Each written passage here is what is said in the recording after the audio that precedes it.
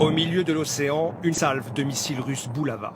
Lancés par un sous-marin, chaque engin emporte 6 ogives nucléaires, chacune d'une puissance équivalente à 7 fois celle de la bombe d'Hiroshima. Ces dernières années, le ministère de la Défense russe multiplie les opérations de communication comme celle-ci pour rappeler au monde que la Russie reste le pays disposant du plus grand arsenal nucléaire. Presque 6000 ogives, devant les États-Unis. La Chine et la France disposent d'environ 300 têtes.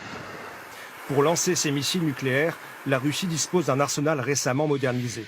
Des bombardiers Tupolev, des sous-marins furtifs et des missiles balistiques qui peuvent être tirés depuis des silos ou des unités mobiles. Le missile SS-27, par exemple, peut atteindre n'importe quelle cible dans le monde. Son temps de vol est de 10 à 30 minutes et son rayon d'action dépasse 11 000 km.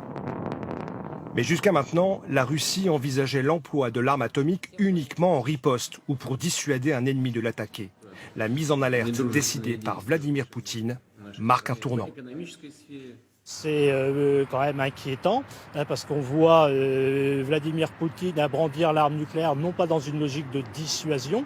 Dissuader, ça, c'est empêcher quelqu'un de passer à l'acte. Or, personne ne menace d'attaquer la Russie, mais dans une logique de coercition, d'intimidation. Ces dernières années, les évolutions techniques ont permis de moduler la puissance des armes nucléaires, poussant Américains et Russes à envisager un emploi sur le champ de bataille. En théorie, Vladimir Poutine ne peut décider seul d'une frappe nucléaire. Il doit avoir l'accord de 2 hommes, Sergueï Shoigu, le ministre de la Défense, et Valéry Gerasimov, son chef d'état-major. Pour l'instant, rien n'indique qu'une telle frappe soit envisagée.